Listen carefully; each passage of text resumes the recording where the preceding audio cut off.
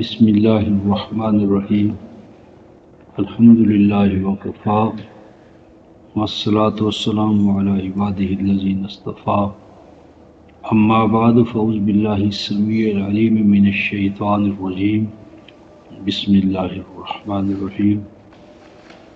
رفقا محترم، آج کا یہ بیان یا آج کی یہ نشست صیام قرآن حکیم کے آئینے میں یا صیام اور قرآن ان کا جو باہمی تعلق ہے اس حوالے سے بات کا آغاز کر رہے ہیں، اور اس حوالے سے ہم آیت 183 جو ہے سورہ البقرہ کی آیت 183 تا 188 یہ جو آیات ہیں یہ زیر بحث لائیں گے۔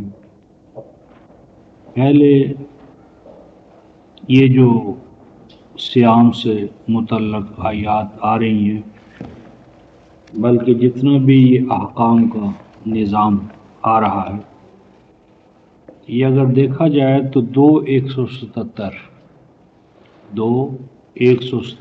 البقرہ کی آیت 177 جو ہے یہ دراصل اصل یعنی جتنے بھی احکام ہیں بقرہ میں آ رہے ہیں ان کا یہ بیج ہے، یعنی ان کے لیے یہ جڑ ہے، ماں ہے، اساس ہے۔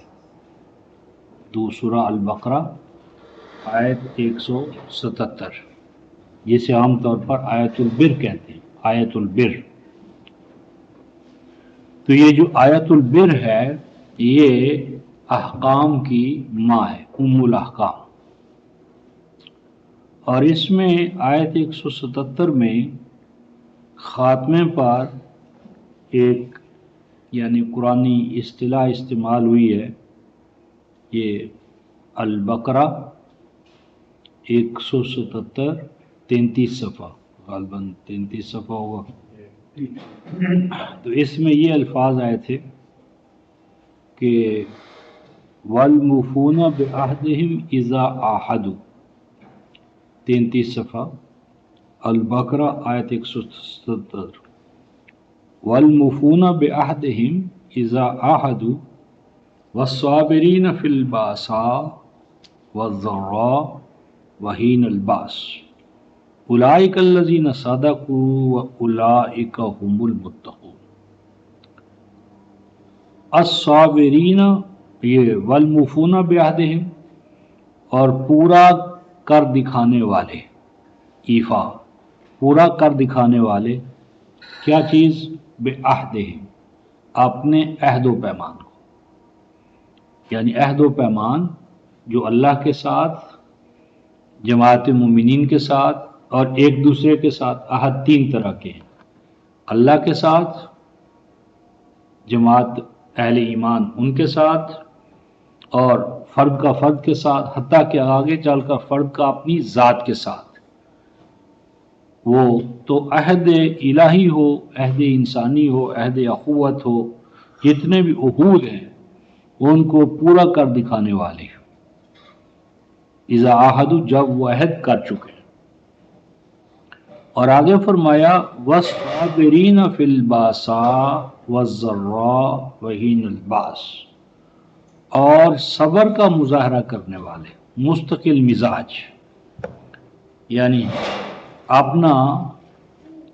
اپنے آپ کو نہ ہارنا، اپنے آپ کو سٹینڈ کرنا، کھڑا کرنا، مستقل مزاجی سے کام لینا۔ کہاں؟ فی الباسا، باسا بے حمزہ سین، باعثا اور باسا، یہ معاشی مشکلات، بالخصوص روٹی کی تنگی، معیشت کے مسائل میں جو تنگیاں آتی ہیں، معیشت کے دور میں، معیشت کے دائرے میں جو مسائل، مشکلات، عرف عام میں جسے تنگ دستی کہتے ہیں، اور ذرا ہیں سوشل، معاشرتی، تو معاشی مشکلات اور معاشرتی مشکلات، اور آگے ہے وحین الباس، اور تیسری سٹیج ہے جنگ، باس جنگ کے لیے استعمال ہوتا ہے۔ تو تین دائروں میں مستقل مزاجی، معیشت کے دائرے میں، معاشرت کے دائرے میں، معاشرت میں سیاست بھی آ جائے گی، اور آخر کار جنگ کا تسلط۔ تو ان تمام دوائر میں کیا کرنا ہے؟ ہمت نہیں ہارنی، مستقل مزاج رہنا ہے، اپنے اعضاء، جوارے اور اپنے عزم اور ارادے، ان کی پختگیوں میں کسی حوالے سے کوئی کمی نہ آئے۔ اولئک الذین صدقوا، یہ ماقبل جتنا بیان ہے، یہ جو لوگ ہیں یا ان اوصاف سے جو متصف لوگ ہیں، یہ ہیں جنہوں نے اپنے آپ کو، صادقو کا معنی سچا کہا نہیں بلکہ صادقو کا معنی سچ کر دکھایا، جنہوں نے اپنے آپ کو سچ کر دکھایا، جنہوں نے یہ کام کر لیا۔ وَأُولَئِكَ هُمُ الْمُتَّقُونَ، اور یہی لوگ ہیں اہل تقوی۔ صدق انہی میں ہے اور تقوی انہی میں ہے۔ اب یہ جو صادق اور اہل تقوی افراد ہیں، یہ آسمان سے نہیں ٹپکتے، اور اسلام کا، قرآن کا یہ اصول ہے کہ وہ ایک نظریہ دیتا ہے اور نظریے کی امپلیمنٹیشن کے لیے ایک طریقہ کار بتاتا ہے۔ یعنی جو اقدار قرآن میں آئی ہیں، ان اقدار کی معاشرتی جو اس میں ٹرانسفارم کرنا ہے یا اس کے اندر تبدیلی پیدا کرنا ہے، اس کا بھی ایک وہ پروسیس بتاتا ہے۔ تو یہ جو اہل صدق اور اہل تقوی جماعت افراد، یہ کیسے بنیں گے؟ اس کے لیے اب بائلا، یعنی آگے جو تمام بیان آ رہا ہے، وہ انہی اوصاف کو پیدا کرنے کے لیے احکام آ رہے ہیں، اور ہر حکم کی علت اور غایت جو ہے آخر کار تقوی کو قرار دیا جائے گا۔ یعنی مثلا 2:180 میں آیا کہ حقاً علی المتقین، یہ حقاً علی المتقین کہ یہ جو احکام ہیں ان پر عمل کرو، اس کے نتیجے میں تمہارے اندر تقوی پیدا ہوگا۔ وصیت ہے تو اس کا بھی غایت کیا ہے؟ تقوی۔ حتیٰ کہ جتنے بھی احکام آئیں گے نا، ان کی علت اور غایت جو ہے وہ تقوی ہی ہوگی۔ پھر ایک تقوی تقوی تقوی لعلکم۔ تو اب اسی طرح آیت 183 سے جو صیام کا چیپٹر شروع ہوتا ہے، وہ بھی دراصل صیام یا صوم جو ہے وہ کیا ہے؟ انسان میں تین اساسی جو جبلتیں رفقا محترم میں، ایک تو فوڈ انسٹنکٹ ہے، فوڈ انسٹنکٹ، اور پھر جبلت جنس۔ تو یہ جو جبلتیں حیوانی جبلتیں ہیں، حیوانی جبلتوں پر غالب آنا یا غالب آئے بغیر کوئی جماعت، کوئی انقلابی جماعت یا کوئی مشنری جماعت یا کوئی بھی نسب العینی جماعت جو ہے وہ کامیاب نہیں ہو سکتی۔ جبلتوں پر غالب آنا جو ہے وہ اساس ہے۔ تو جبلتوں میں جبلت تغذیہ یا جبلت غذا یا کھانا پینا اور جنس خاص طور پر، تو ان کی عملی تربیت کے لیے اب یہ ایک مستقل باب جو ہے وہ شروع ہو رہا ہے۔ تو اب ہم یہ جو آیت 183 ہے یہاں سے جو چلیں گے، بسم اللہ الرحمن الرحیم، یا ایھا الذین آمنوا کتب علیکم الصیام کما کتب علی الذین من قبلکم لعلکم تتقون۔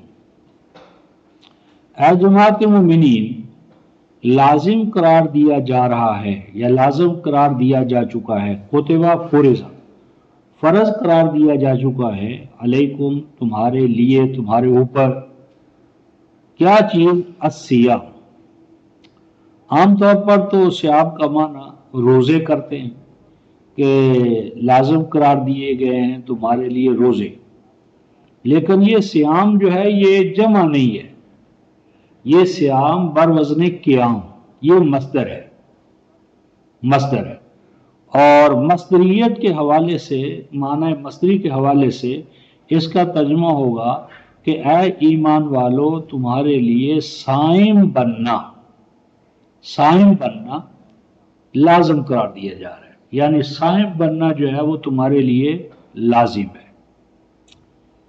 اور یہ مصدریت کے حوالے سے۔ اور سیام کیا تھا؟ تو عربوں کے ہاں جنگی گھوڑے جو ہوتے، جنگی گھوڑے السوام ان کو کہتے تھے، اور ان کا طریقہ کار یہ ہوتا تھا جنگی گھوڑوں کا، تربیت یافتہ گھوڑوں کا، عام گھوڑے وہ نہیں ہوتے تھے، ان کی باقاعدہ تربیت کرتے تھے، اور تربیت اس طرح کرتے تھے کہ ان کی وہ جو خوراک ہوتی تھی نا، وہ ان کا سائز کم کرتا چلا جاتا تھا، کم کرتا چلا جاتا تھا، کھانا پینا اور ان کی چیزیں، اور جو خاص سٹیج پر جب وہ سمجھتا تھا کہ اب اس کے اندر یعنی کم کھانے کی اور کم پینے کی اور احکام کو بجا لانے کی عادت آہستہ آہستہ جب اس میں پاتا تھا کہ پختہ ہو گئی ہے، تو پھر اس کی خوراک تھوڑی تھوڑی بڑھاتا چلا جاتا تھا۔ تو ایسے گھوڑے جو جنگی مقاصد کے لیے اس طرح کی تربیت سے گزر جاتے تھے، ان کو سوام کہتے تھے۔ السوام من الفوارس، کہ یہ گھوڑا جو ہے یہ سوام میں سے ہے، یعنی وہ کہ جس نے اس ٹرائل سے اپنے آپ کو گزارا، اس ریاضت سے، اور اب وہ جنگی مقاصد کے لیے یعنی اہل ہو گیا، اور مالک کے حوالے سے ان پر پورا اعتماد کر سکتا ہے۔ اور دوسرا یہ ہے کہ ساما یسوم و سوم و سیامن، اصل اس کا معنی ہوتا ہے کسی چیز سے رک جانا، مثلا ساما عن الکلام، کلام کرنے سے اپنے آپ کو روک لینا، ساما عن الطعام، کھانا کھانے سے اپنے آپ کو روک لینا، ساما عن الزواج، زوجیت کے حوالے سے اپنے آپ کو روک لینا۔ تو صوم کا اصل معنی کسی چیز سے رک جانا، اور رکنے کے بعد ایک حالت پر اپنے آپ کو ٹھہرا لینا۔ اسی طرح مثلا جب گرمیوں کے دن ہوتے ہیں، گرمیاں، اور یوں نظر آتا ہے کہ جس طرح بس دن رک گیا ہے اور یہ چل ہی نہیں رہا، تو ایسا جو یعنی عرف ہوتا ہے یا حالت ہوتی ہے، اس کو بھی کہتے ہیں سامن نہارو، دن گویا کہ رکا ہوا ہے، چل ہی رہا، یعنی گرمی خاص طور پر جب صحرا کی ہو اور دن لمبے ہوں تو یوں نظر آتا ہے کہ بس دن تو رک گیا، آگے بڑھ ہی نہیں رہا۔ تو سامن نہار، دن جو ہے وہ رک گیا ہے، اور سورج جو ہے وہ گویا جس کنارے یا جگہ پر نظر بس وہیں کھڑا ہے، آگے جا ہی نہیں رہا۔ تو سامت الشمس، سورج جو ہے وہ رکا ہوا ہے، نہار دن رکا ہوا ہے۔ سامت سیف، تلوار جو ہے وہ کاٹے نہیں، کند ہو جائے، تو اس کے لیے بھی حتیٰ کہ سام الماء صومن، تو پانی کا، چلتے ہوئے پانی کا اس حال میں ہونا کہ یوں نظر آئے کہ جس طرح وہ رکا ہوا ہے، دن کا رکا ہونا، تلوار کا رکا ہونا، تو ان تمام چیزوں کے اندر ایک چیز کی بندش ہے، رکاوٹ ہے، پابندی ہے، اور کسی پروسیس کو اس کی تکمیل تک پہنچنے میں ایک لمبا عرصہ جو درکار ہوتا ہے۔ تو صوم کے یہ جو کتب علیکم الصیام لازم قرار دیا جا رہا ہے تمہارے لیے صائم ہونا، جیسا کہ کما کتبہ، جیسا کہ لازم قرار دیا گیا تھا، لازم قرار دیا گیا تھا کیا کوتبہ کے بعد، کوتبہ کے بعد الصیام جو ہے نائب فاعل وہ یہاں مستتر ہے، یعنی کما کوتب الصیام علی الذین من قبلکم، جیسا کہ صائم ہونا فرض قرار دیا گیا تھا ان لوگوں پر جو تم سے پہلے تھے۔ اور یہ جو صیام ہے اس کا مقصود کیا ہے؟ فرمایا لعلکم تتقون، تاکہ تمہارے اندر تقوی پیدا ہو جائے، یعنی متقی بنانا مقصود ہے، تقوی پیدا کرنا مقصود ہے۔ گویا کہ تقوی جو ہے وہ چیز ہے جس سے ہم پرکھیں گے، اور یہ اللہ تبارک و تعالیٰ کا احسان ہے، کرم ہے کہ اس نے احکام کے لیے حکمتیں بیان فرما دی ہیں، احکام کے لیے حکمتیں، تاکہ عمل مقصود بھی ذات نہ بن جائے، اور ایک تکرار عمل مقصود بھی ذات بن کر بس کولو کے بیل کی طرح اس عمل کو دہراتے رہو بغیر اس کے کہ وہ نتیجہ اور ثمرہ پیدا ہو یا نہ ہو۔ تو چیک اینڈ بیلنس کا نظام اس طرح ہے کہ گویا کہ ہمیں یہ جو صوم ہے یا صیام کا عمل جو ہے اس کی علت اور غائب بتا دی، وہ تقوی ہے۔ اسی لیے ایسے حضور علیہ السلام کے فرمان کہ من لم یدع قول الزور والعمل بہ، کہ اگر کوئی جھوٹ نہیں چھوڑتا، جھوٹا کاروبار نہیں چھوڑتا، اور صرف بھوک کو اور پیاس کو وہ سمجھتا ہے، تو لیس لہ، کچھ نہیں اس کو حاصل ہوا سوائے اس کے کہ وہ بھوکا رہا پیاسا رہا۔ تو بھوکا اور پیاسا رہنا صرف یہ مقصود بذات نہیں ہے، مقصود بذات جو ہے وہ تقوی۔ تو لعلکم تتقون، تاکہ تمہارے اندر تقوی پیدا ہو۔ اور یہ جو ایام ہیں یعنی صیام کے، فرمایا کہ ایام معدودات، یہ دن ہیں گنے ہوئے، یعنی لا تعداد یا بہت زیادہ نہیں ہیں، ایام معدودات گنے ہوئے ہیں۔ اور یہ گنے ہوئے دن کا کیا ہیں؟ آگے خود ہی آ رہا ہے کہ فل یا سم ہو۔ بعضوں نے کہا کہ یہ دن چونکہ گنے ہوئے ہیں لہذا یہ 3 سے 10 تک، بعضوں نے 3 سے 10 تک روزے کا استنباط کیا صیام کا، تو یہ بات صحیح نہیں ہے، کیونکہ آگے آ رہا ہے فل یسم ہو۔ تو فل یسم ہو کی جو ضمیر ہے وہ شہر رمضان کے حوالے سے، تو پورا رمضان جو ہے وہ اس میں شامل ہے، نہ کہ چند دن۔ ہاں وہ بھی اس کے بارے میں بھی حکم آ رہا ہے، لیلۃ الصیام کا لفظ آ رہا ہے۔ تو یہ جو فرمایا ایام معدودات، فمن کان منکم مریضا، تو جو تم میں سے مریض ہو، او علی سفر، او علی سفر، یا اس کے سامنے سفر پیش نظر ہو۔ علی سفر، علی جو ہے استعلاء کے معنی میں، یا وہ سفر پر کمر بستہ ہو، یعنی فوری طور پر اس کے سامنے سفر درپیش ہو اس کے لیے، فعدۃ من ایام اخر، تو وہ یہ صوم کا یا صیام کا جو عمل ہے وہ انجام دے، اس کی گنتی پوری کرے اور دنوں میں، بس اس کی گنتی پوری کرنا اور دنوں میں، من ایام اخر اور دنوں میں۔ اور آگے ہے وعلی الذین یطیقونہ فدیۃ طعام مسکین۔ اب یہ جو آیت کا حصہ آ رہا ہے اس کا ایک معنی تو یہ کرتے ہیں کہ یہ آیت جو ہے یہ صدقۃ الفطر کے حوالے سے، کہ جن کے اندر طاقت ہو وہ کیا کریں کہ وہ جب رمضان کا اختتام ہو تو عید کی نماز ادا کرنے سے قبل پر ہیڈ وہ یعنی 1.25 کلو یا اس طرح کی کوئی گندم، صدقۃ الفطر اسے کہتے ہیں، صدقۃ الفطر، وہ صدقۃ الفطر دے۔ بعض اس کا یہ معنی کرتے ہیں، اور زیادہ تر گما اصلاحی صاحب اور اہل روایات اس کا یہ معنی کرتے ہیں کہ اس سے مراد صدقۃ الفطر ہے، کہ صدقۃ الفطر دے دینا چاہیے۔ اور مفتی عبدہ وغیرہ نے اس کا معنی یہ کیا کہ یطیقونہ ہے طوق، اور طوق جو ہے وہ بیڑی کو کہتے ہیں، بیڑی بوجھ جس کا اٹھانا مشکل ہو۔ تو الذین یطیقونہ کا معنی کرتے ہیں کہ جن کے لیے روزہ جو ہے وہ ایک طوق کے طور پر ہو، مشکل ہو، تو جو روزہ رکھنا جن کے لیے مشکل ہو وہ فی روزہ صدقہ دے دیں، یعنی جتنا وہ کھاتے پیتے ہیں ایک دن میں اتنا وہ ہر روزے کے حوالے سے صدقہ دے دیں۔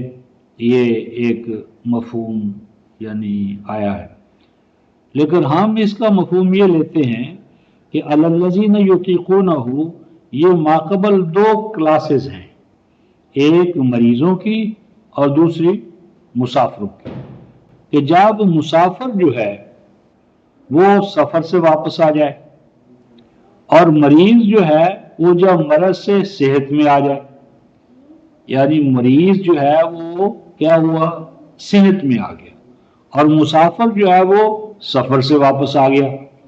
اب سفر تو نہیں ہے تو اقامت، اسی طرح مرض بھی نہیں ہے تو صحت، لیکن اگر حالت صحت کے باوجود اور اقامت کے باوجود روزہ رکھنا جو ہے اس میں تنگی ہو، مشکلات ہوں، تو ایسی صورت کے اندر آپ کو اجازت ہے کہ وہ صدقہ دے دے،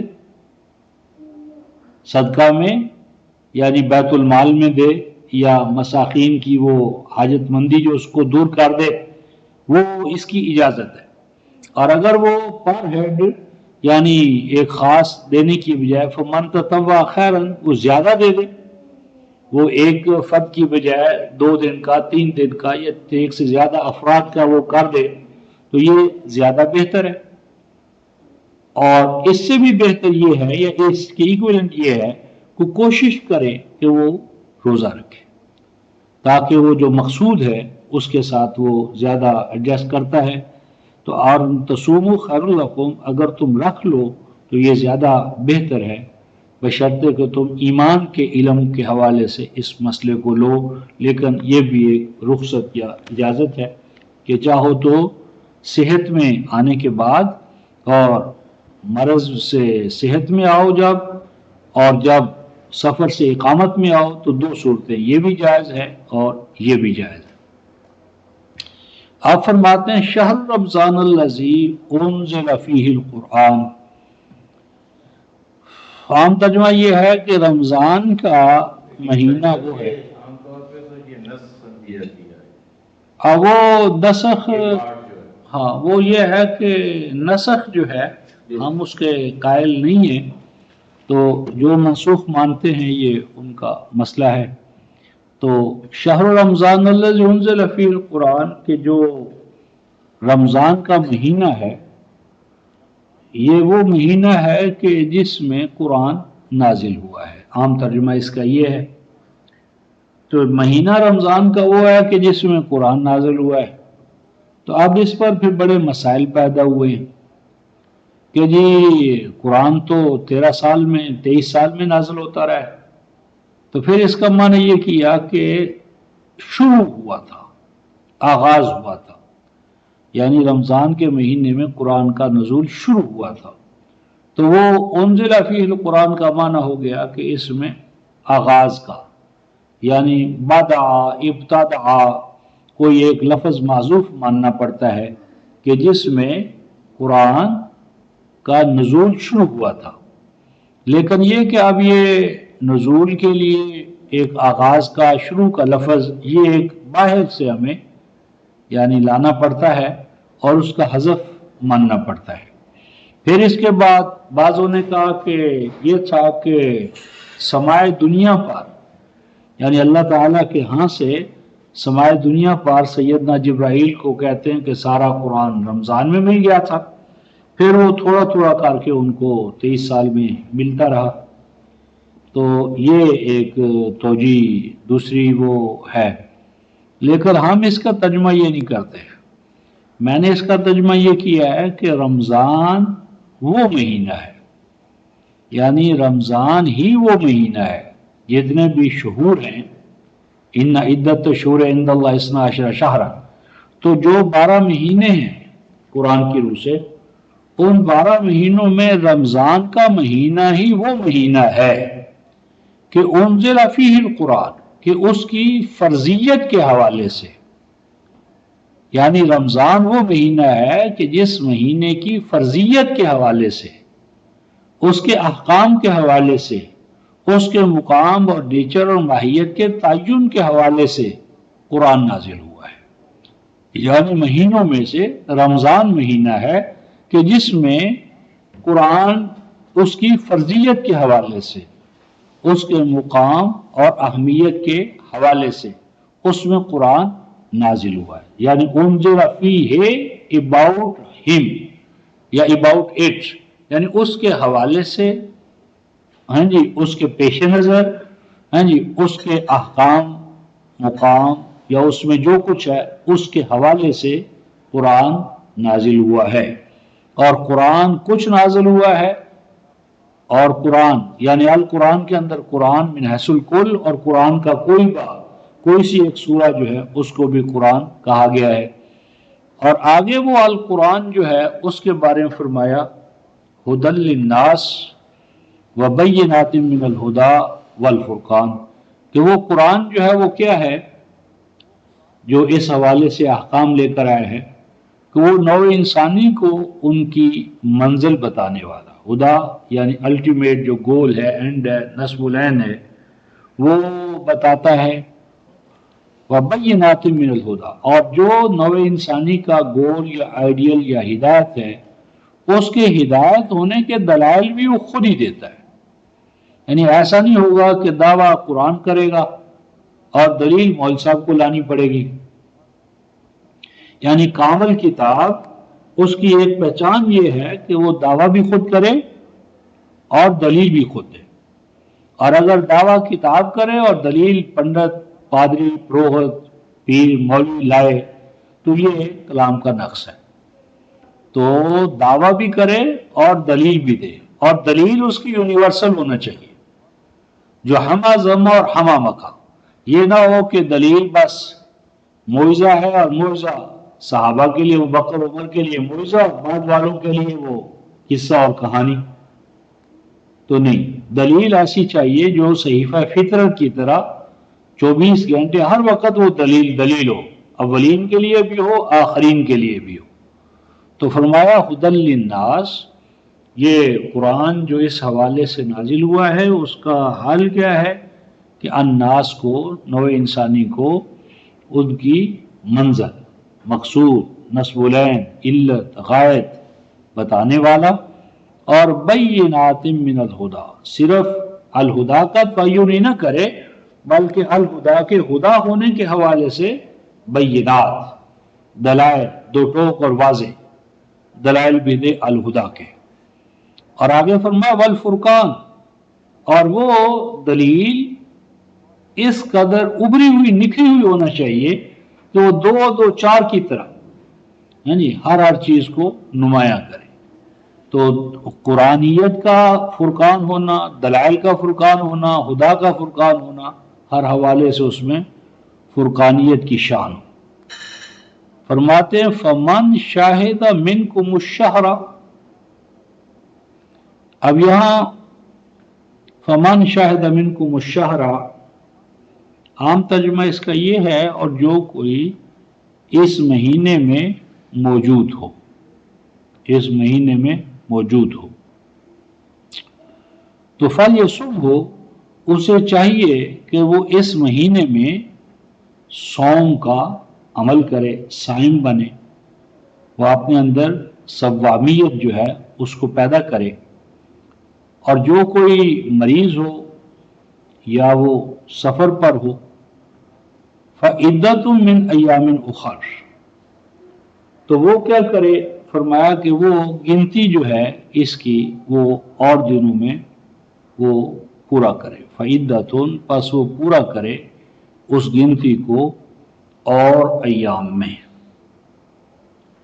اب یہ جو مقام آ رہا ہے اس کے بعد کچھ بنیادی مسائل آ رہے ہیں، اور انہی مسائل پر یہ سارا جو صیام کا عمل ہے وہ گردش کرتا ہے۔ نمبر 1، یرید اللہ بکم الیسر ولا یرید بکم العسر، کہ یہ جو صیام کا عمل ہے، صیام کا جو عمل ہے، اس صیام کے عمل میں مقصود کیا ہے؟ فرمایا اللہ تعالیٰ یہ حکم دے کر تمہارے لیے یسر کا ارادہ کرتے ہیں، یعنی روزہ یا صیام کا عمل امت کے لیے یسر پیدا کرے گا۔ اور یسر کہتے ہیں رفقائے محترم یاسرا، یسر و یسرن و یسرن، کشتی کا پانی کے اوپر تیرنا کہ جو ہدف اور نصب العین کی طرف آگے بڑھے۔ تو یاسرا کا معنی ہے کسی چیز کو چلانا، کشتی، جس طرح کشتی جو ہے وہ پانی پر چلتی ہے تو کشتی کے سامنے ایک نصب العین ہوتا ہے، منزل ہوتی ہے، اور اگر وہی کشتی جو ہے وہ بھنور میں پھنس جائے، بھنور میں پھنسی ہوئی کشتی چلتی تو بہت ہے، گردش تو بہت زیادہ ہوتی ہے، لیکن وہ گردش ایک دولابی حرکت ہوتی ہے، ایک دائرے کے اندر۔ وہ آگے کی طرف نہیں ہوتی، اس میں پروگرس آگے بڑھنا نہیں ہوتا، کیونکہ اس کے سامنے کوئی ہدف یا نصب العین نہیں ہے۔ تو یرید اللہ بکم الیسر، اللہ تعالیٰ تمہیں اس صیام کے عمل کے ذریعے ہدف اور نصب العین کی طرف آگے بڑھنے کا موقع فراہم کرتے ہیں۔ اور ابھی ہم دیکھیں گے کہ یہ جب صیام کا باب ختم ہوگا تو آگے کیا بحث آئے گی؟ اہلہ ہلال، اور اہلہ کے ساتھ کیا بحث ہوئی؟ حج۔ تو یہ صوم اور حج جو ہیں یہ باہم ایک دوسرے کے ساتھ ملے ہوئے جڑے ہوئے، کیونکہ الحج جو ہے وہ ہمارا انٹرنیشنل جو پروگرام ہے، امت مسلمہ کا جو مقام ہے اس کائنات میں، اس کا چارٹر بھی ہے، اعلان بھی ہے، اور اس کے حصول کے لیے تدابیر اور طریقہ کار بھی ہے۔ تو صوم دراصل جڑا ہوا ہے جہاد کے ساتھ، تو صوم، جہاد، حج، تقوی، یہ تمام چیزیں باہم مربوط ہیں۔ تو فرماتے ہیں کہ اللہ تعالیٰ صیام کے اس حکم سے تمہاری کشتیوں کو یا ملت اسلامیہ کی کشتی کو رواں دواں دیکھنا چاہتے ہیں، رواں دواں بنانا چاہتے ہیں۔ ولا یرید بکم العسر، اور یہ صیام کا جو حکم ہے یہ اس لیے نہیں ہے کہ تم عسر میں مبتلا ہو جاؤ۔ آثار یاسر اسرن، گھوڑے کی یعنی پچھلی ٹانگ پہ ہم کوئی رسہ باندھ دے کہ جس سے اس کے لیے آگے بڑھنا مشکل ہو جائے، وہ سٹینڈ بائی کھڑا ہو جائے، تو اثر کا معنی ہوتا ہے کسی چیز کو جکڑ لینا۔ تو مشکل کو بھی مشکل اس لیے کہتے ہیں تو آدمی کو جکڑ لیتی، آگے نہیں بڑھنے دیتی۔ تو فرمایا کہ یہ اللہ تعالیٰ نے صیام کے احکام اس لیے نہیں دیے کہ تم شکنجوں میں یا عسر میں مبتلا ہو جاؤ، جس طرح مثلا ہمارے ہاں ہوتا ہے کہ رمضان آتا ہے تو فوراً ہم تکلفات میں، یعنی دہی کا، دودھ کا اور گھی کا اور پھلوں کا اور کھجوروں کا استعمال کرتے ہوئے اس انداز میں ہوتے ہیں کہ عام طور پر متوسط طبقے کا بجٹ جو ہے وہ الٹ جاتا ہے، کیونکہ مقصود جو ہے وہ صرف کھانے پینے کے حوالے سے، کہیں سے کچوریاں لا رہے ہیں، کہیں سے پکوڑے، اور کہاں سے کہاں، یعنی وہ جو غایت اور علت تھی وہ بالکل الٹ گئی، اور مقصود صرف کھانے پینے کے حوالے سے رکھ لیا اور بجٹ الٹ گیا، اور رمضان گیا تو پہلے سے بڑھ کر ہمارے اوپر بوجھ آ گیا۔ تو رمضان کا تو یا صیام کا مقصود تو یسر تھا نہ کہ عسر، تو انہوں نے اس کو دوسرے حوالے سے لے لیا۔ تو اللہ تعالیٰ ان احکام سے تمہاری کشتیوں کو رواں دواں کرنا چاہتے ہیں، اور تمہاری اجتماعی کشتی جو ہے وہ بھنور سے نکالنا مقصود ہے، اور تمہاری کشتیوں کو بھنور میں مبتلا کرنا مقصود نہیں ہے، عسر مقصود نہیں ہے۔ اور فرمایا وَلِتُكْمِلُوا الْعِدَّةَ، پس عدہ اور عدہ، راغب کہتے ہیں عدہ اور عدہ ہم معنی ہیں، تو عدہ کا معنی ہوگا گنتی، اور عدہ کے مفہوم میں ہوگا تو اس کا معنی تکمیل، تکملہ، تیاری، پریپریشن۔ پس مقصود کے حوالے سے جو تیاری ہے، گنتی ہے، اعداد و شمار ہیں، قوائف ہیں، حالات ہیں، جو ہوم ورک ہے، مسائل ہیں، ان کی پوری پریپریشن جو ہے وہ اس رمضان میں ہم کریں گے، اور وہ رمضان سے شروع ہو کر حج پہ جا کر منتہا کو پہنچے گی۔ اور آگے فرماتے ہیں وَلِتُكَبِّرُوا اللَّهَ عَلَىٰ مَا هَدَاكُمْ، یہ اور روزوں کا مقصود یعنی جو صیام ہے اس سے مقصود کیا ہے؟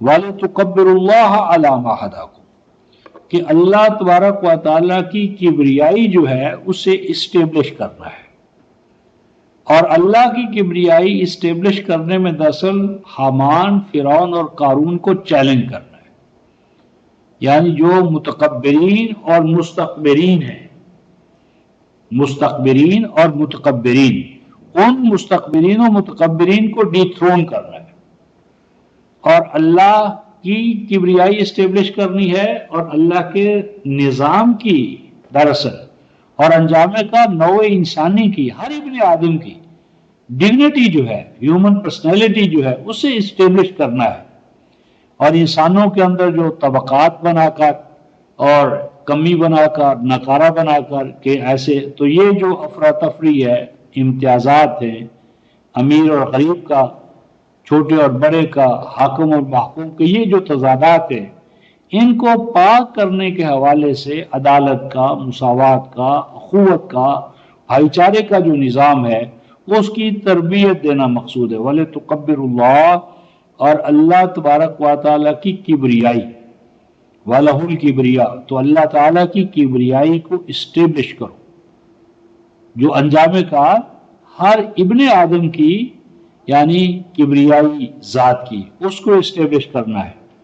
اور اس کا طریقہ کار کیا ہو؟ علامہ خداکم، اس طریقے سے، جس طریقے سے کہ اللہ تعالیٰ نے تمہیں اس کی ہدایت دی ہے، یعنی اللہ تعالیٰ کی عطا کردہ ہدایت کے حوالے سے اللہ تعالیٰ کی کبریائی کو اسٹیبلش کرو، اور اس کی تمہیں اس رمضان میں یا صوم کے عمل میں یا صیام کی حالت میں تربیت لینی ہے، تربیت لینی ہے کہ اللہ تعالیٰ کی کبریائی کس طرح اسٹیبلش کی جائے ان ہدایات کی روشنی میں جو اللہ تعالیٰ نے تمہیں عطا کی ہیں۔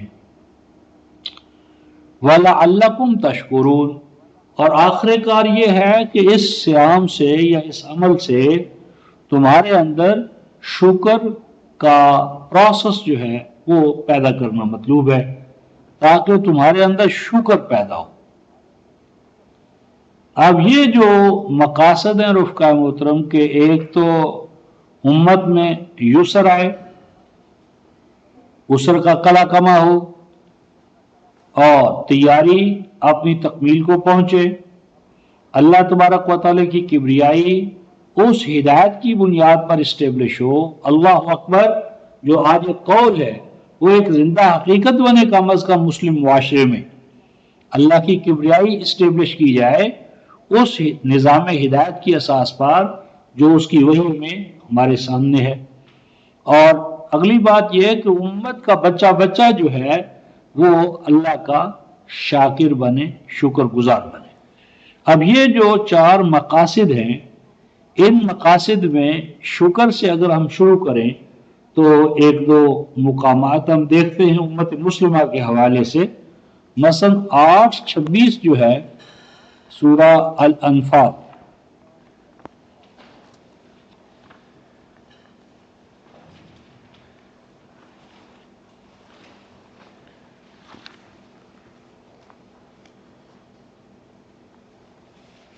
سورہ الانفال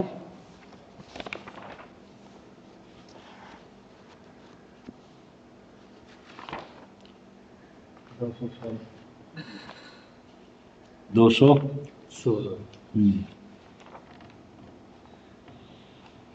استغفر اللہ تعالی جی وَاذْكُرُوا، یہ یرید اللہ بکم اليسر ولا یرید بکم العسر، روزے میں اس سے وَاذْكُرُوا پیش نظر رکھو، بھولنا نہ، سامنے رکھنا ہر وقت، اذ انتم قلیل، کہ جب تمہارے لیے قلت کی حالت تھی، جب تم قلیل تھے، اور قلت بھی کیسی تھی؟ مستضعفون فی الارض، زمین میں تمہیں کمزور سے کمزور کر دیا گیا تھا، یہ اللہ کی کبریائی اسٹیبلش ہوگی۔ مستضعفون فی الارض، زمین میں تمہیں کمزور سے کمزور کر دیا گیا تھا۔ دوسرے مقام پر ہم دیکھیں گے کہ ان کو اراض بادی راج، ذلیل لوگ ہیں، کمینے ہیں، نعوذ باللہ، کمی کار ہیں، غلام ہیں، محکوم ہیں، محتاج ہیں، ان کو کہاں یہ حق حاصل ہے کہ ہمارے برابر آ جائیں۔ مستضعفون، کمزور بنا دیے گئے تھے تم زمین میں، مکہ کی زمین، ہاں جی، دائیں بائیں الارض سے مراد کل زمین نہیں، جو ایمان والوں کی وہ زمین تھی جس کا آغاز مکے سے ہوا۔ اور حالت تمہاری کیا تھی؟ تخافون ان یتخطفکم الناس، فرمایا کہ تم ڈرتے تھے، ہر وقت تمہارے اوپر خوف کی حالت طاری تھی، کس بات کا خوف رہتا تھا؟ ان یتخطفکم الناس، کہ لوگ کہیں تمہیں اچک نہ لے جائیں. خطف اغوا کرنا، خطف یخطف، جس طرح چیل یا کوا جو ہے وہ مرغی کے کسی بچے کو اچک لے جائے تو ماں چیختی چلاتی رہے اس تک اس کی رسائی نہیں. تو یتخطفکم الناس، فرمایا کہ تمہیں خطرہ لگا رہتا تھا، کھٹکا لگا رہتا تھا کہ کہیں تمہیں اغوا نہ کر لیا جائے، اچک نہ لیا جائے. تو یہ جو حالات تھے، قلت تھی، استضعاف تھا، خوف کی حالت تھی، اور پھر خطف ہونے کا خطرہ تھا. تو اب کیا ہوا؟ فآواکم، آپ فرمایا کہ مدینے کی شکل میں اللہ تعالیٰ نے تمہیں کیا عطا کیا؟ فآواکم، پناہ گاہ. آوا یاوی پناہ دینا، تو تمہیں ایک پناہ گاہ حاصل ہو گئی. وَأَيَّدَكُمْ بِنَصْرِهِ، اور اللہ تمہارا دست و بازو بن گیا. ایدہ ید سے کسی کے ہاتھ مضبوط کرنا، تو اللہ تعالیٰ نے تمہیں استحکام بخشا، اللہ تمہارا دست و بازو بن گیا. بِنَصْرِهِ، نصر اس بارش کو کہتے ہیں جو ایک تو وقت پر آئے اور ایک جتنی چاہیے اتنی آئے. تو عین وقت پر اللہ تعالیٰ نے اپنے فضل سے، کرم سے امداد پہنچائی اور تمہارے ہاتھ مضبوط ہو گئے. اور آگے فرمایا وَرَزَقَكُم مِّنَ الطَّيِّبَاتِ، اور اللہ تبارک و تعالیٰ نے تمہیں خوشگواریاں عطائے جاری کے طور پر، رزق کہتے ہیں عطائے جاری، یعنی اگر ایک دن روٹی مل جائے تو وہ رزق نہیں ہے، یعنی ایسی روٹی، ایسا ساز و سامان جس میں تسلسل ہو، کہ تمہیں خوشگواریاں تسلسل کے ساتھ ملنے لگی. اور آگے فرماتے ہیں لعلکم تشکرون، یہ سب کچھ اس لیے ہوا تاکہ اب تم شاکر بنو. شاکر تو صرف رفقائے محترم اگر ہم تشکرون ہی کو لے لیں کہ تشکرون کیا ہے، کہاں سے شروع ہوتا ہے، کہاں پہنچتا ہے، تو اسی میں سارا قرآن ہمارے سامنے آ جائے گا. شکر کا عربوں کا تصور یہ تھا، عرب صحرائی قوم تھے، اور صحرائی قوم ہونے کے ساتھ ساتھ مہمان نواز. اب اگر کسی قوم کے ہاں سیٹل لائف ہو نا اور مہمان نوازی بھی ہو تو وہ کیا کرے؟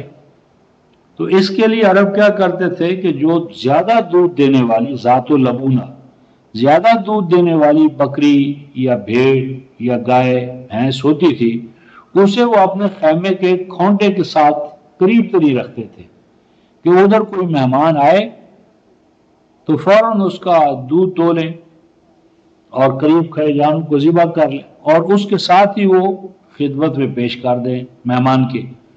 تو وہ جانور جو مثلا ذات و لبونہ، کہ اس کو آپ چارہ ڈالیں اور چارہ کھا کر اس کے نتیجے میں وہ اپنے پستان دودھ سے بھر لے اور مالک کو کہے ہلم الیہ، میں آپ کی خدمت کے لیے حاضر ہوں. تو ایسی بکری، بھیڑ، گائے یا بھینس کو وہ کہتے تھے شاکرات، یہ ناقہ، کہ یہ ناقہ اونٹنی جو ہے، بھیڑ بکری جو ہے بڑی شکر گزار ہے. اور اگر کوئی بھیڑ بکری جو ہے وہ چارہ چڑھ کر جائے اور وہ دودھ نہ اتارے اپنے پستان میں، تو اس کے لیے وہ لفظ استعمال خاطر.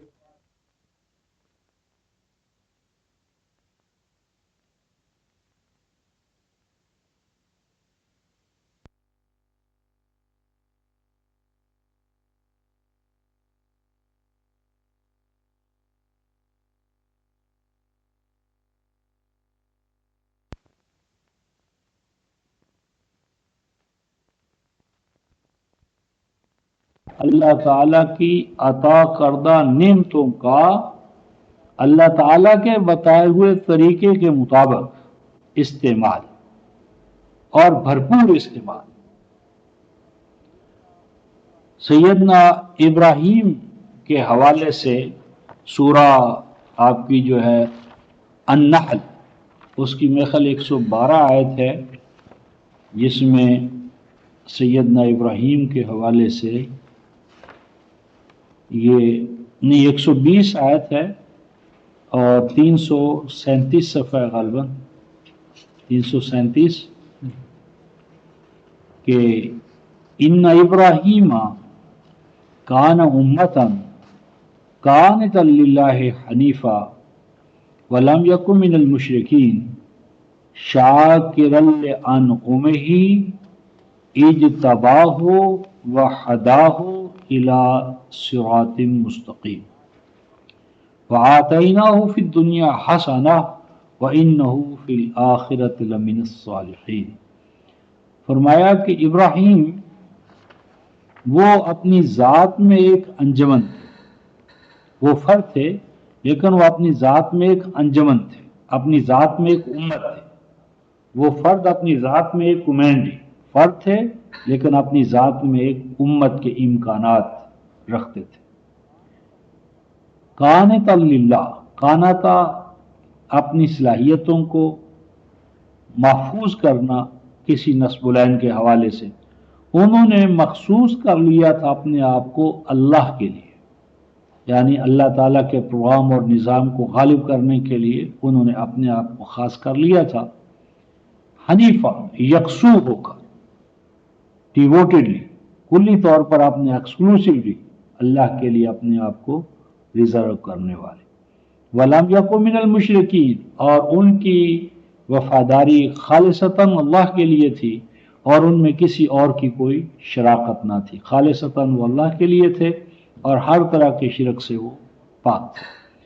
اور ان کا وصف یہ تھا شاکرا لانعمہ، اللہ تعالیٰ کی عطا کردہ نعمتوں کی شکر گزاری کرتے تھے، یعنی بھرپور استعمال، لیکن قاعدے قانون کے مطابق، قاعدے قانون کے اللہ تعالیٰ کے عطا کردہ جو نظام اقدار ہے اس کے مطابق وہ اللہ کی عطا کردہ صلاحیتوں کو کام میں لاتے تھے اور بھرپور طریقے سے کام میں لاتے تھے۔ اجتباہ، اللہ تعالیٰ نے انہیں مجتبا بنایا۔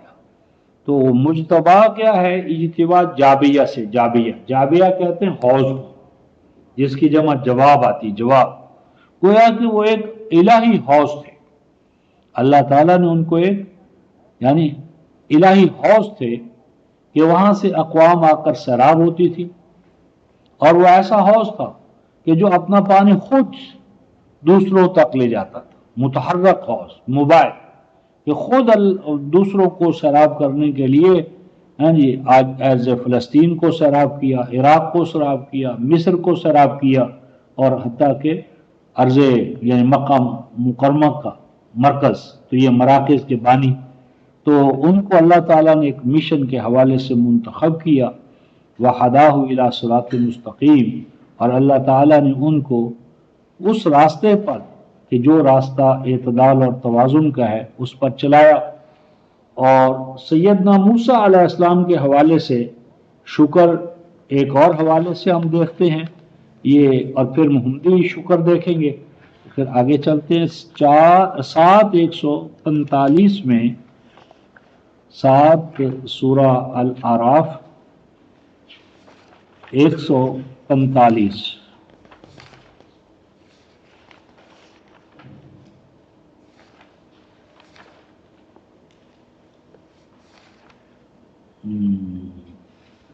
کیا 202 ہے یا 202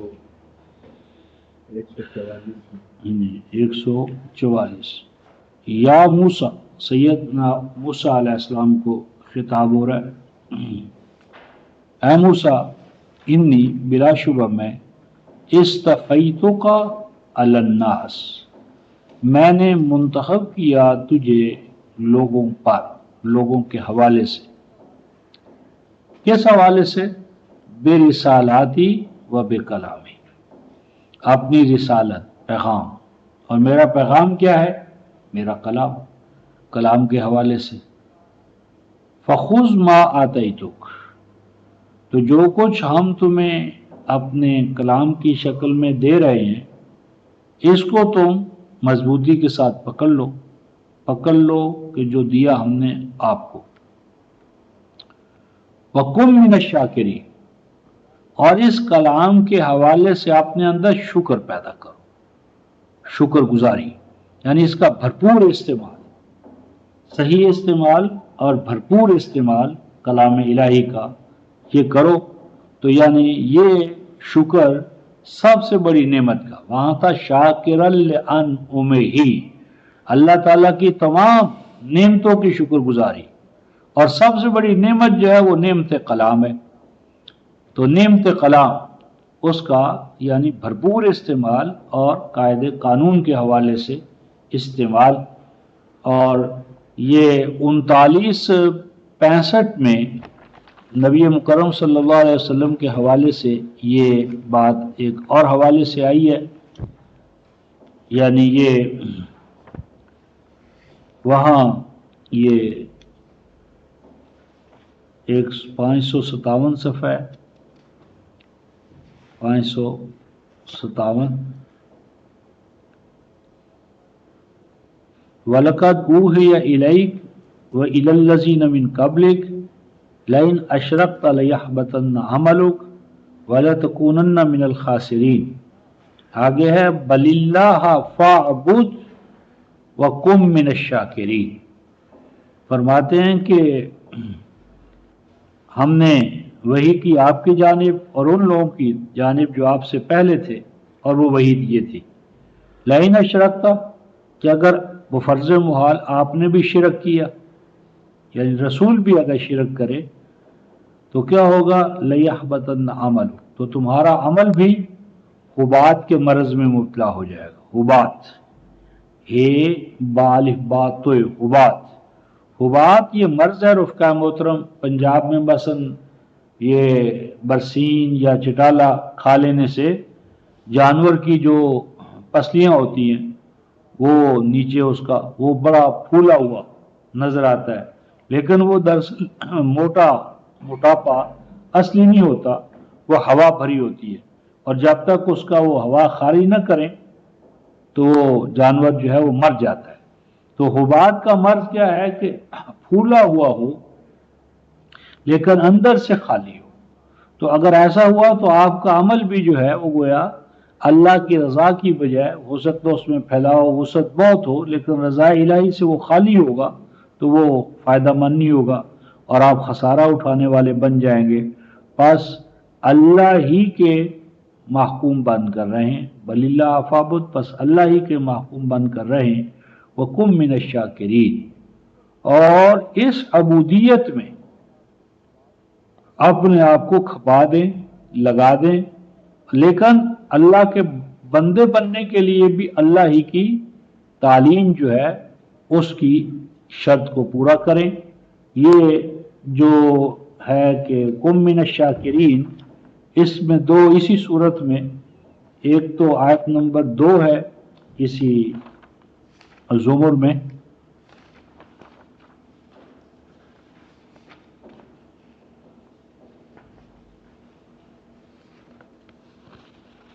آیت نمبر 2،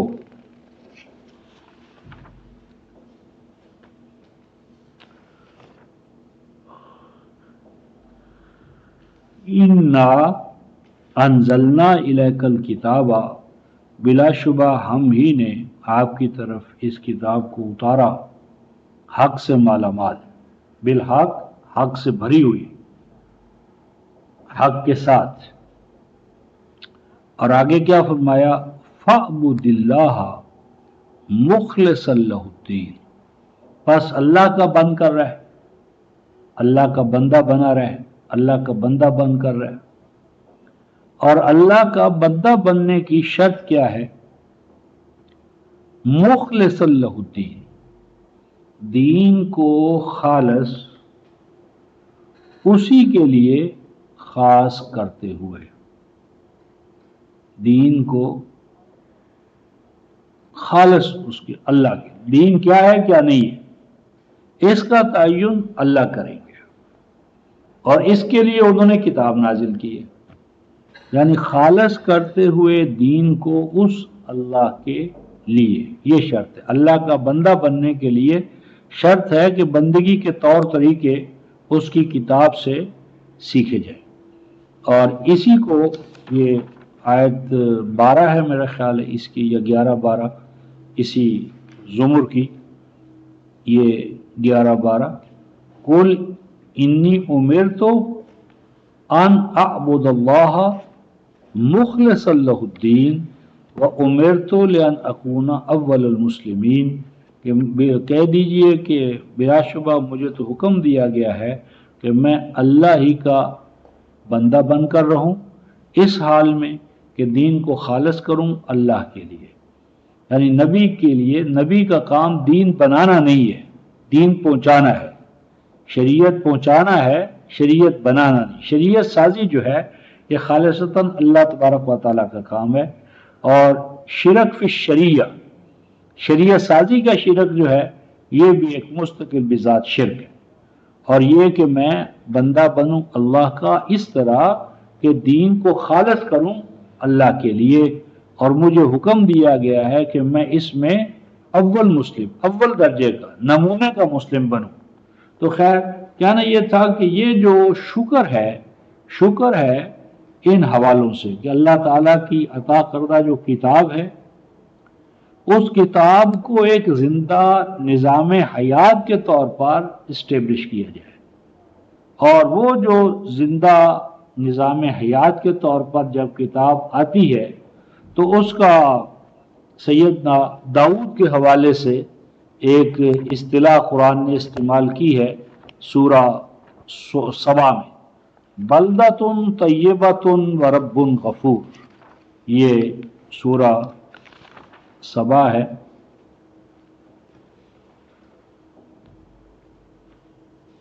پہلے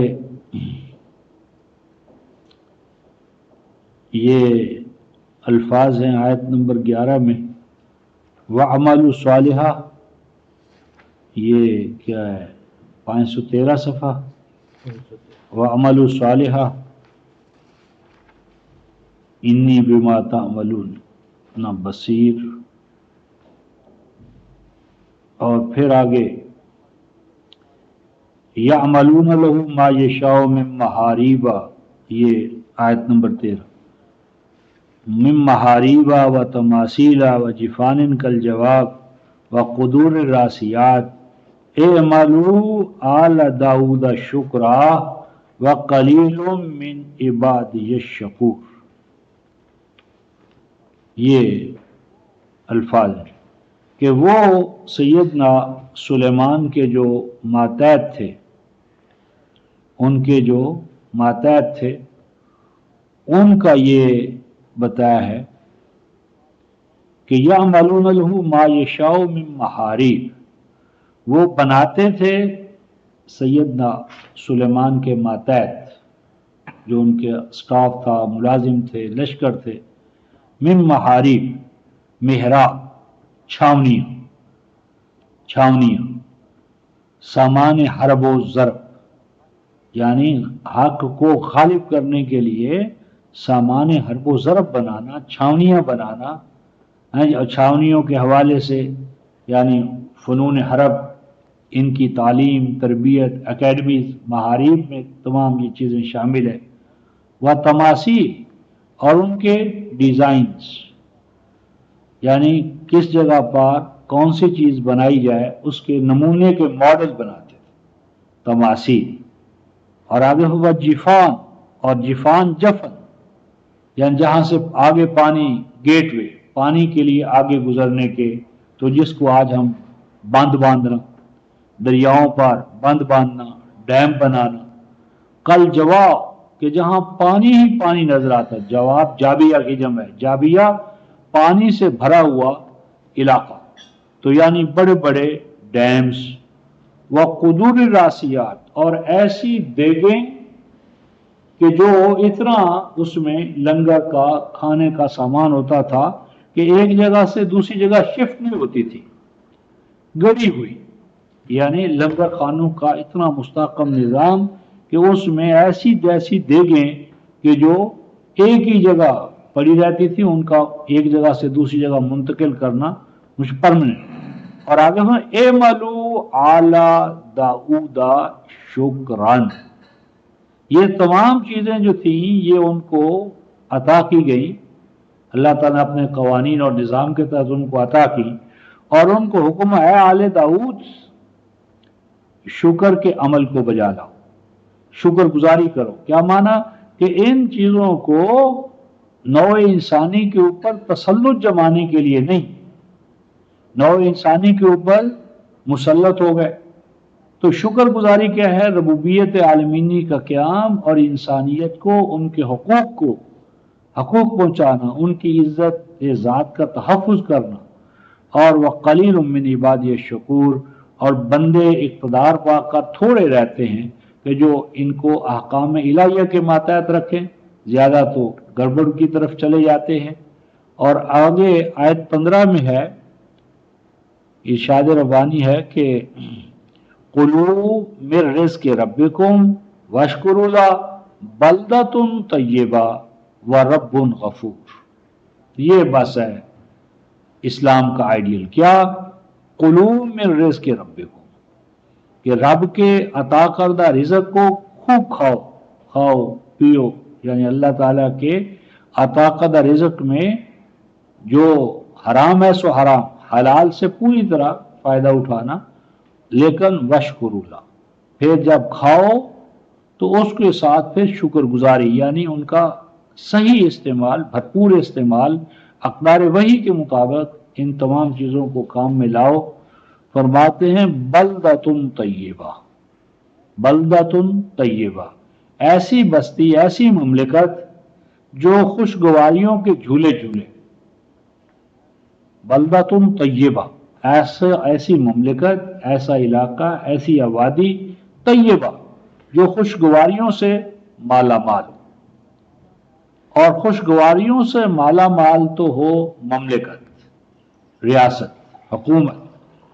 और आगे फरमाया व रब्बुन गफूर, और उनका हेड ऑफ द स्टेट जो हो, रब जो हो, उनकी रबूबियत की जिम्मेदारी लेने वाला जो हो, वो कैसे हो? गफूर, प्रोटेक्शन अता करने वाला, यानी खाल उतारने वाला ना हो, यानी सारा बोझ अवाम पर और सारी सहूलतें अरबाब के लिए।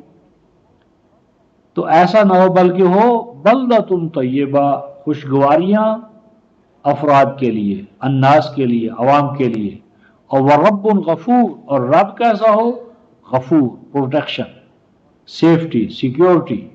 और सेफ्टी, सिक्योरिटी और ये सारा जो निज़ाम है, इसकी एक कुरान ने मिसाली आइडियल बस्ती का, क्योंकि शुक्र की ज़िद है कुफर, और शुक्र और कुफर के हवाले से आइडियल बस्ती का कुरान ने जो तस्वुर दिया था हमारे लिए, वो 16:112 में था, 16 सूरा अन्नहल और आयत 112। ज़रबल्लाहु मसलन, अल्लाह ताला एक आइडियल मिसाली बस्ती, उसका तस्वुर इस अंदाज में इरशाद फरमाते हैं। ये 336 सफ़ा। ज़रबल्लाहु मसलन करियतन, अल्लाह ताला तमसील के तौर पर बयान फरमाते हैं एक बस्ती, मिसाली बस्ती। मिसाली बस्ती की पहली जो ज़रूरत है वो ये है रुफ़क़ामत आमिना, कि वहाँ सेफ्टी एंड सिक्योरिटी हो, सेफ एंड सिक्योर, अमन। तो अमन जो है वो किसी भी रियासत की बुनियादी पहली ज़रूरत है, अमन हो। अमन के बाद फरमाया मुतमइन्ना, फिर उसके बाद नफूस मुतमइन हो, आंखें भरी हों, दिल दिमाग में एक नफरत और हकारत ना हो। और आगे फरमाते हैं कि ये अमन और इत्मीनान कैसे पैदा होता है रियासत में, ममलिकत में, बस्ती में। फरमाते हैं यातीहा रिज़्कुहा रगदम मिन कुल्ले मकान, इसकी शर्त यह है कि उस बस्ती का, बस्ती के हर बाशिंदे का, बस्ती के हर बासी का, बस्ती के हर रुकन का रिज़्क आए। यातीहा रिज़्कुहा, आए उसका रिज़्क, पहुंचे उसका रिज़्क। किस तरह का रिज़्क हो? رغدن. رغد کہتے ہیں ایسا کہ جو کھایا جائے تو ہضم ہو، ایسا نہ ہو کہ کھانے کے ساتھ راستے میں رک جائے کسی بھی شکل میں اور جزو بدن نہ بنے اور بدن کے لیے وبال جان بن جائے، تو ایسا نہ ہو. رغد یعنی خوشگوار، جزو بدن بننے والا، خوشگواریاں پیدا کرنے والا، اور وہ رزق ہو من کل مکان. یہ نہ ہو کہ ہیڈ آف دا اسٹیٹ یا ہیڈ کوارٹر یا دائیں بائیں بس وہاں تک تو رزق ہو اور باقی جیسے جیسے اس سے دور ہٹیں، یا اپنی پارٹی کے لیے ہو اور دوسروں. تو من کل مکان کہ وہ بستی پہاڑوں پر ہو، دریاؤں پر ہو مشتمل، لاہور پر ہو، پنڈی، جو جو اس بستی کے باشندے ہیں، دریاؤں میں، شہروں میں ہو، دیہاتوں میں ہو، صحراؤں میں ہو، میدانوں میں ہو، فضاؤں میں ہو، من کل مکان جہاں کہیں بھی ہو وہاں پر یہی رزق کا نظام جو وہاں جاری و ساری ہو. تو یہ تو ہے آئیڈیل بستی. اور آگے فرماتے ہیں فکفرت بانعم اللہ، یہ شکر ہے، اور اس شکر کی ضد میں کیا ہے؟ کفر. تو اگر وہ آگے چل کر اللہ کے انعامات کا کفر کرے تو پھر کیا ہوگا؟ فَأَذَاقَهَا اللَّهُ لِبَاسَ الْجُوعِ وَالْخَوْفِ، تو پھر اللہ تعالیٰ اس بستی کو چکھا دیں، لازم قرار دے لیں اس کے لیے لباس بھوک کا بھی اور انسیکیورٹی کا. تو لباس الخوف اور لباس الجوع، یعنی بھوک کبھی جا ہی نہیں رہی، ہر آدمی بھوکا ہے، ہر آدمی ندید ہے، ہر آدمی کے اندر بکنے کا جذبہ ہے. تو ہر آدمی کے لیے بھوک اور خوف لباس کے طور پر. اور یہ کیوں ہوتا ہے؟ بما کانوا یصنعون، ان کارستانیوں کے نتیجے میں، اس صنعت و سائنس کے باوجود کہ جو وہ کر رہے ہیں. تو میری بات یہ تھی کہ یہ جو شکر ہے وہ فرد کے یعنی مقام سے شروع ہو کر ریاست کے مقام تک وہ جاتا ہے. اس ضمن میں یہ جو 2183 سے جو ہم لے رہے ہیں سیام جس حوالے سے آ رہا ہے، اس کی ایک ابتدائی شکل 2153 میں آئی ہے. ذرا اس کو دیکھ کر آگے چلتے. 2153 یہ 2153 یہ رسول کی جو بعثت ہے 151 میں ہے. کما ارسلنا فیکم رسولا، اور یہ جو رسول کی بعثت ہے، نبی پاک کی رسالت کی جو غایت ہے وہ کیا ہے؟ پہلے دیکھیں آیت 150. وَلِأُتِمَّ نِعْمَتِي عَلَيْكُمْ وَلَعَلَّكُمْ تَهْتَدُونَ، میں چاہتا ہوں کہ میں اپنی نعمتیں تم پر کمال کو پہنچا دوں. وَلِأُتِمَّ نِعْمَتِي، میرا ارادہ پروگرام یہ ہے کہ امت مسلمہ تمہارے لیے، تمہارے اوپر میری نعمتیں کمال کو جا پہنچے. اتمام، میں اپنی نعمتوں کو، نعمت کو جن سے، میں اپنی نعمتوں کو کمالی درجے میں، یعنی جو فردن ادھر ادھر اللہ کی نعمتیں اقوام کو ملی، اب وہ نعمتیں کمالی شکل میں اتمام نعمت کے طور پر تمہیں عطا ہوں. وَلَعَلَّكُمْ تَهْتَدُونَ، اور تم ہدایت کے نصب العین کو پا جاؤ. اور ہدایت کا نصب العین کیا ہے؟ هُوَ الَّذِي أَرْسَلَ رَسُولَهُ بِالْهُدَىٰ وَدِينِ الْحَقِّ لِيُظْهِرَهُ عَلَى الدِّينِ كُلِّهِ وَلَوْ كَرِهَ الْمُشْرِكُونَ وَلَوْ كَرِهَ الْكَافِرُونَ، کہ تمہیں غلبہ تام حاصل ہو جائے، نعمتیں کمال کو، اور غلبہ، قوت، طاقت وقت کے حوالے سے وہ بھی کمال کو. اور یہ کیوں ہو؟ یہ اس لیے کہ وہ جو ہم نے تمہارے اندر رسول مبعوث کیے ہیں، رسول بھیجے ہیں، جو آگے پھر ان کے کام ہیں، وہ تلاوت آیات کرتے ہیں، تزکیہ کرتے ہیں، کتاب دستور حیات کی تعلیم دیتے ہیں، اور دستور حیات کی وائیو فٹ جو ہے اس سے تمہیں وہ باخبر کرتے ہیں حکمت. اور اس طرح تمہیں وہ چیزیں، ان چیزوں کی تعلیم دے رہے ہیں کہ جن کو تم اپنے عقلی جو استعداد ہے اس کی بنیاد پر تم ان کا یعنی ادراک نہیں کر سکتے. اور آگے ہم فَاذْكُرُونِي أَذْكُرُكُمْ وَاشْكُرُوا لِي وَلَا تَكْفُرُونَ، بس تم میرے اس پیغام کو ہمیشہ پیش نظر رکھنا، تو میں نتائج و ثمرات کے حوالے سے تمہیں اپنے سامنے رکھوں گا، بس میرے شکر گزار بنو، فشکر شکر گزاری کا رویہ اختیار کرو، اور نافرمانی اور ناشکری جو ہے وہ اپنے اندر نہ آنے دو، اور اس کام کے لیے اللہ تعالیٰ سے مدد طلب کرتے رہو صبر کے ذریعے، یعنی مستقل مزاجی، اور صلات، اقامت صلات، دعا، پورا پروگرام اس حوالے سے، اور بلا شبہ اللہ مستقل مزاجوں کے ساتھ ہوتا ہے۔ اور مستقل مزاجی میں آگے آیت 155 میں آتا ہے وَلَنَبْلُوَنَّكُمْ بِشَيْءٍ مِّنَ الْخَوْفِ وَالْجُوعِ وَنَقْصٍ مِّنَ الْأَمْوَالِ وَالْأَنفُسِ وَالثَّمَرَاتِ وَبَشِّرِ الصَّابِرِينَ، کہ اس پیغام کی تکمیل کے لیے تمہیں خوف سے بھی گزرنا پڑے گا، بھوک سے بھی گزرنا پڑے گا، اور جان اور مال اس کے نقصانات بھی تمہیں برداشت کرنے پڑیں گے، اور پھر جو مستقل مزاجی کے ساتھ ان تمام مراحل میں، تو اب یہ جو مراحل تھے، جان، مال، خوف، آل، اولاد، یہ چیزیں، تو ان سے ایک مستقل تربیت کا جو نظام ہے نا وہ ہمارے سامنے رکھا گیا ہے۔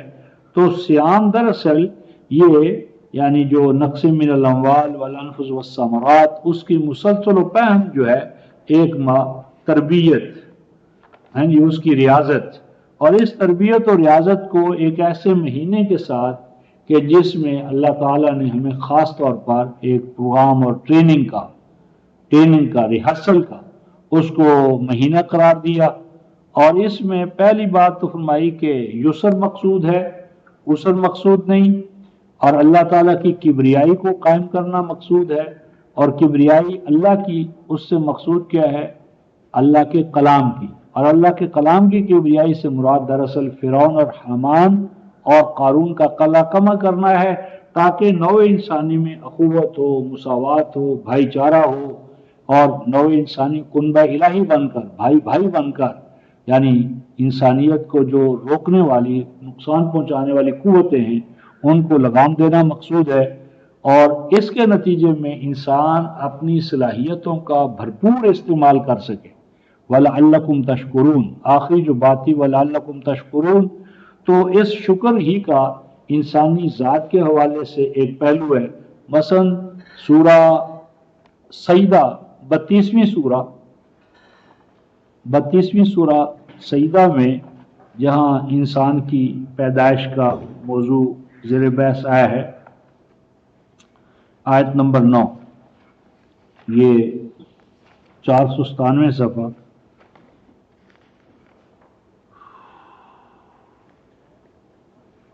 یہ آیت نمبر 9 ہے ثم سواہ، پھر اللہ تعالیٰ نے انسانی ذات کو موسٹ یعنی بیلنس پیدا کیا، سواہ، اللہ تعالیٰ نے اسے سنوارا، ہر طرح کے توازن اور اعتدال سے متصف کیا امکانی طور پر، وَنَفَخَ فِيهِ مِنْ رُوحِهِ، اور اپنی ایک ڈیوائن انرجی جو ہے اس کا اس میں ایک شمع ڈالا، وَجَعَلَ لَكُمُ السَّمْعَ وَالْأَبْصَارَ وَالْأَفْئِدَةَ، اور اس نفخ روح کے نتیجے میں، تسویہ کے نتیجے میں اللہ تعالیٰ نے تمہیں سمع، بصر اور فؤاد کا حامل بنایا۔ سمع سننا، ابصار بصر دیکھنا، اور سنی اور دیکھی ہوئی چیزوں کو پکا کرنا، افیدہ، افیدہ فؤاد کی جمع ہے، فؤاد فعدہ کا اصل معنی ہوتا ہے بھوننا، گوشت کو بھوننا، تو فؤاد یعنی وہ پروسیس کی جس میں پرسیپشن سے، حواس سے جو کچھ ہمیں حاصل ہوتا ہے، یعنی آبزرو ڈیٹا، جو حواس سے معلومات حاصل ہوتی ہیں ان کو پکا کرنا، پختہ کرنا، ویریفائڈ نالج کرنا، تو یہ کنسیپچول نالج، تو پہلے پرسیپشن اس کے بعد کنسیپشن، تو یہ سمع، بصر اور فؤاد یہ ایک خاص امتیازی پہلو ہے انسان کا۔ تو آگے فرماتے ہیں قلیلا ما تشکرون، لیکن تم نے تو ابھی اپنے آپ کو پہچانا ہی نہیں، تم نے تو اپنے آپ کو جانا ہی نہیں، تم نے تو سمع بصر فؤاد کی کوئی قدر کی ہی نہیں۔ بھرپور استعمال، یعنی آج سائنسدان بتاتے ہیں کہ انسان کے پاس جو برین سیلز ہیں وہ کتنے لاکھ، اور اوسط انسان کتنے ان میں سے استعمال کرتے ہیں؟ کچھ بھی نہیں۔ تو قلیلا ما تشکرون، تو یہ جو یعنی روزہ ہے، صیام ہے، روزے میں انسان اللہ کے کلام کے ساتھ، یعنی اصلاً کلام اور رمضان اور امت مسلمہ کا تلازم ہے، تو اس میں ہم کلام اللہ کے حقائق سے مہینہ بھر ان کا درس لینا، ہاں جی، ان سے اپنے معانی اور حقائق کے حوالے سے اپنے آپ کو جوڑنا، اور اس کے ساتھ ساتھ اپنی جو بھوک ہے، پیاس ہے، اس پر غالب آنا۔ اور ایک تو اس لیے یعنی کم سے کم کھانا، کم سے کم کھانا، کم سے کم پینا، اور زیادہ سے زیادہ کھانے پینے کے وسائل میں بچت کرنا، اور وہ جو بچت ہوگی وہ دوسری یعنی انسانیت کے لیے، ابنائے نو کے لیے اسے خاص کرنا، یا اس میں کم سے کم کر کے اپنے وقت کا، انرجیز کا امت کے اٹھانے کے حوالے سے اس کو لے چلنا۔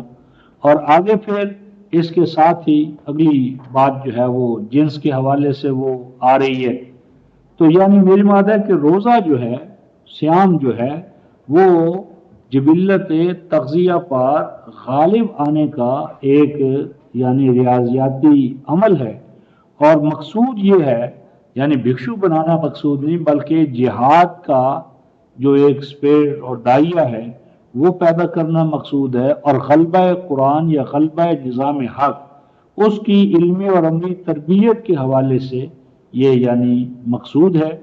اور مقصود اس حوالے سے ہے کہ امت مسلمہ کا بچہ بچہ مجاہد بنے، اور اپنی جو حیوانی جبلتیں ہیں ان پر غالب آئے، اور حیوانی جبلتوں پر غالب آ کر وَلِتُقَبِّرُ اللَّهَ عَلَى مَا هَدَاكُمْ، اللہ تعالیٰ کی ہدایت کی کبریائی کو اسٹیبلش کرنے کا اس میں وہ جذبہ پیدا ہو۔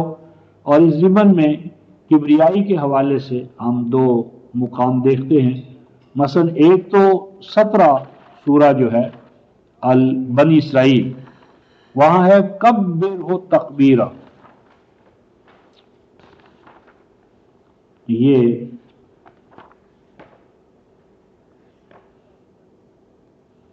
قل الحمد للہ الذی لم یتخذ، یہ 352 صفحہ، قل الحمد للہ الذی لم یتخذ ولدا ولم یکن له شریک فی الملک ولم یکن له ولی من الذل وکبرہ تکبیرہ۔ اور کہو کہ تمام خوبیاں اور کمالات اس اللہ کے لیے ہیں کہ جس کا کوئی اڈاپٹڈ سن بھی نہیں ہے، یعنی لم یلد ولم یولد بھی ہے، اور کوئی اڈاپٹڈ سن بھی نہیں ہے، کسی کو اس نے اڈاپٹ بھی نہیں کیا کہ وہ کہے کہ میں اس کا حقیقی تو نہیں ہوں بلکہ اڈاپٹڈ ہوں، اڈاپٹڈ سن بھی اس کا نہیں ہے، اور نہ ملک میں اس کا کوئی شریک ہے، وہ تنہا مالک الملک ہے، کوئی نبی ولی جو ہے اس کے اس حوالے سے وہ شریک نہیں ہے، اور نہ وہ کسی کمزوری سے ہمکنار ہوتا ہے کہ اسے کسی غوث یا بچانے والے کی ضرورت پڑے۔ وَلَمْ يَكُنْ لَهُ وَلِيٌّ مِّنَ الذُّلِّ، اس کا کوئی کمزوری کے حوالے سے یعنی دست راست یا ممید و معاون یا اس کا کوئی ایسا کوئی نہیں ہے۔ تو یہ عیسائیت کا، یہودیت کا، اور آج خود مسلمانوں نے جو غوث، قطب، ابدال اور وہ سارا نظام مقافات عمل کے مقابلے میں گھر رکھا ہے۔ اور آگے فرمایا وَكَبِّرْهُ تَكْبِيرًا، اور اس اللہ کے لیے کبریائی، کبرہ تکبیرہ، اور اس کو یعنی تکبیر والا، اور اس کی کبریائی سے مقصود دراصل کیا ہے؟ یہ یعنی اللہ تعالیٰ کی کبریائی۔ تو اس کا مقصود کیا ہے؟ اس مقصود کو قرآن حکیم نے سورہ الاعراف آیت 180 میں یہ الفاظ آئے ہیں للہ الاسماء الحسنی، یہ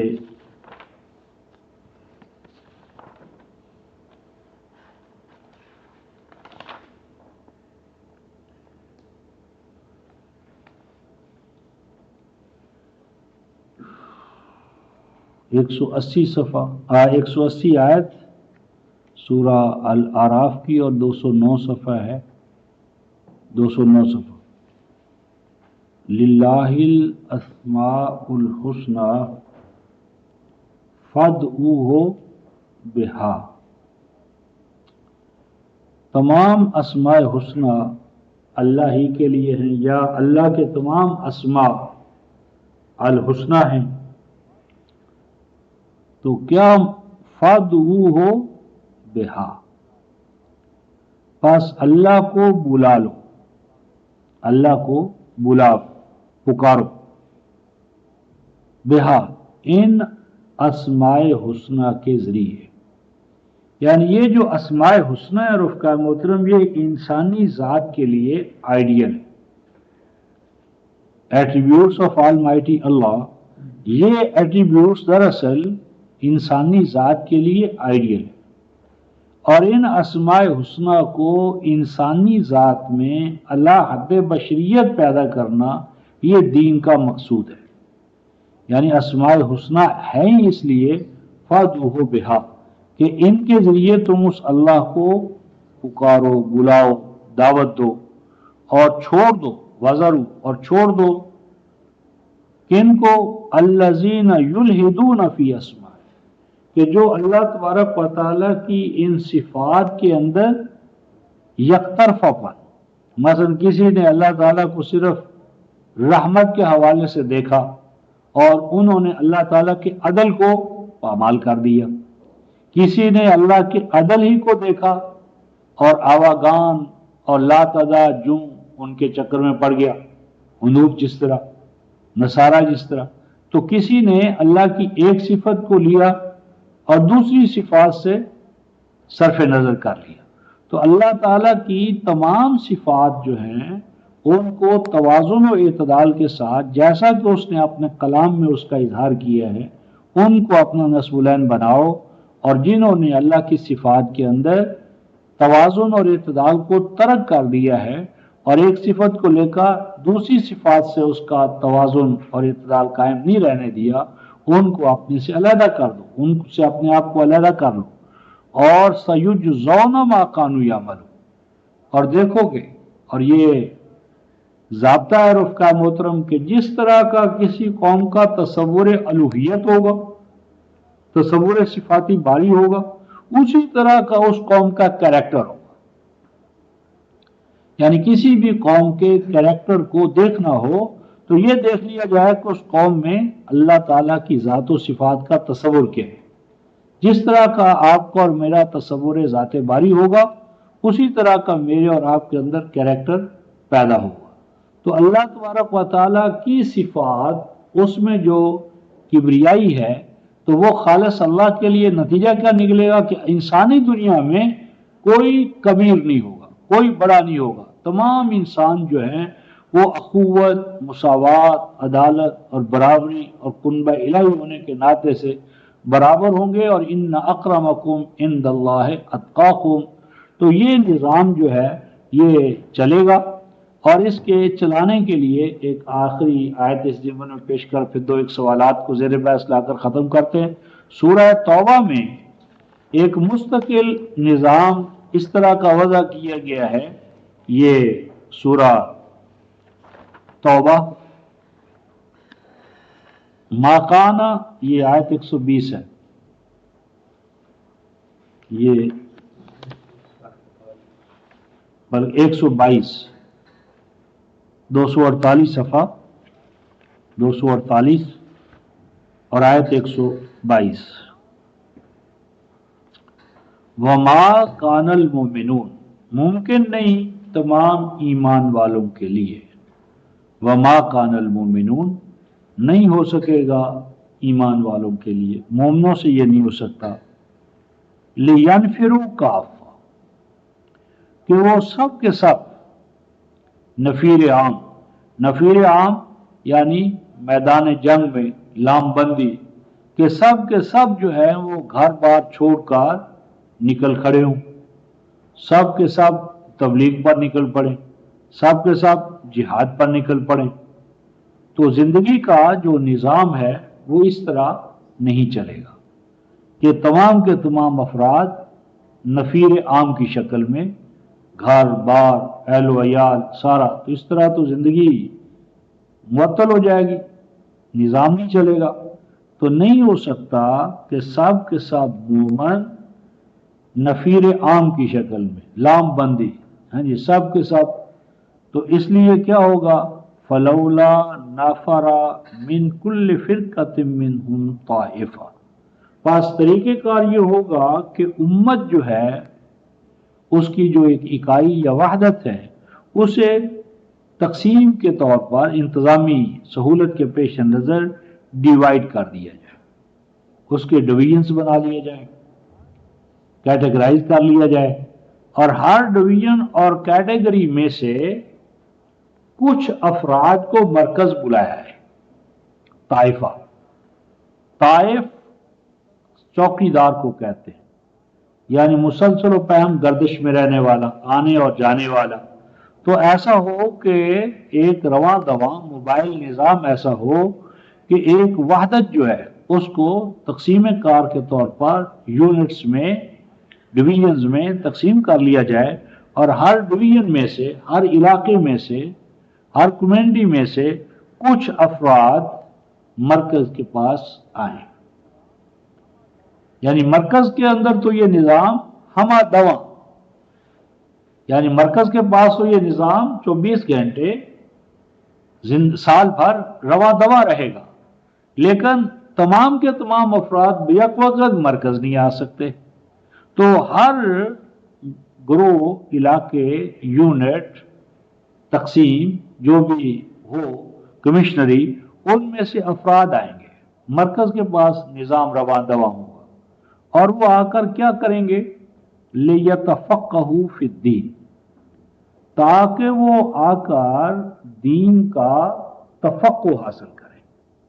دین کا تفقہ کیا ہے، فا کاف ہا، فقہ، فقہ ناریل یا کوئی بھی جو پھل ہوتا ہے تو اس کے اوپر ایک چھلکا ہوتا ہے، اس کی ایک بیرونی کھال ہوتی ہے، تو بیرونی کھال اور چھلکے کے اندر مغز ہے، گودا ہے، رس ہے، تو وہ بیرونی جو خول ہوتا ہے، خول، اس کو پھاڑ کر اس کے اندر جو رس ہے، گودا ہے، مغز ہے، ایسنس ہے، کارنل ہے، اس کو حاصل کرنا، اس کو کہتے ہیں فقہ و تفقہ الفواقہ، لیتفقہوا فی الدین۔